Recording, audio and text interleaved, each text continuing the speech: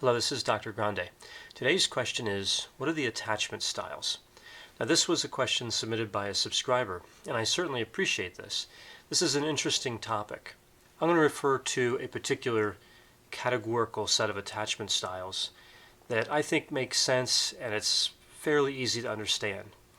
Also, in clinical practice, it rings true to me. You can see a lot of these attachment styles when working with clients. So this is based on really two constructs that end up being four attachment styles. So the first construct is anxiety. So an attachment style can either be characterized by high anxiety or low anxiety. And then the next construct is avoidance. An attachment style can be characterized by high avoidance or low avoidance. So we combine these and we come up with four attachment styles. So an attachment style characterized by low anxiety and low avoidance is a secure attachment style. And we know that roughly 60% of individuals fall into this category. 60% of people have a secure attachment style. They're self-sufficient. They tend to be independent in a healthy way in relationships. And when they're in distress, they tend to seek support from their partner. And when they see that their partner is in distress, they tend to offer support. This is considered an ideal attachment style in the sense of it's not associated with a lot of mental health symptoms. Although certainly it can be, it's not thought of that way primarily.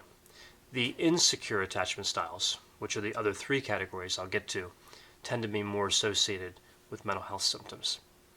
So looking at that anxiety avoidance model, if we move to high anxiety and low avoidance, we have the anxious-preoccupied attachment style.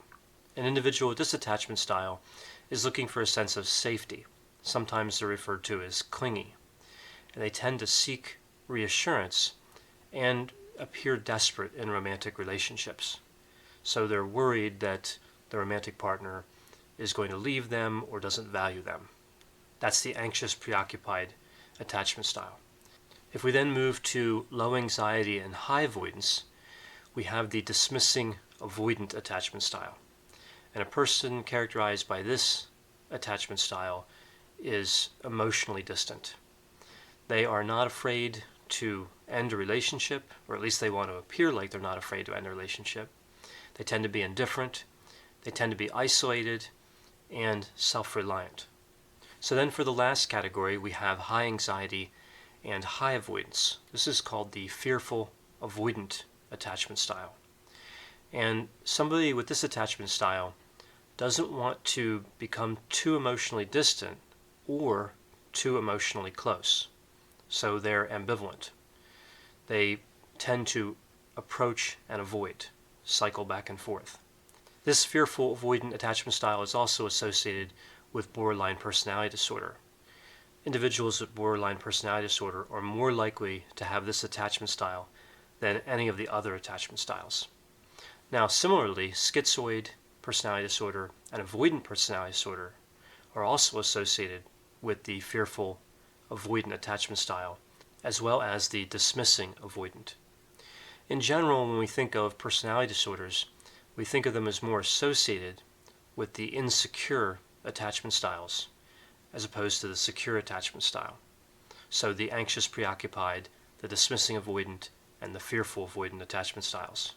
Now this really doesn't tell us much about causality. We don't know if these attachment styles contribute somehow to the development of personality disorders, or if the attachment styles are a product of the personality disorders to some extent. Although we do believe that the attachment styles that someone has as an infant, the parent-child attachment style, carries over to some degree to these attachment styles. These attachment styles, of course, primarily referring to romantic relationships. Now, the evidence for this shows that there's a low to moderate association between the parent-child attachment style and the attachment style that somebody ends up having as an adult. So it's not a strong relationship. However, it does suggest that these attachment styles in some way form early. Now, of course, we know that personality disorders can form early as well. So again, we don't know if one causes the other or what exactly that relationship looks like, but we do know there's an association between the insecure attachment styles and personality disorders. I hope you found this description of attachment styles to be interesting. Thanks for watching.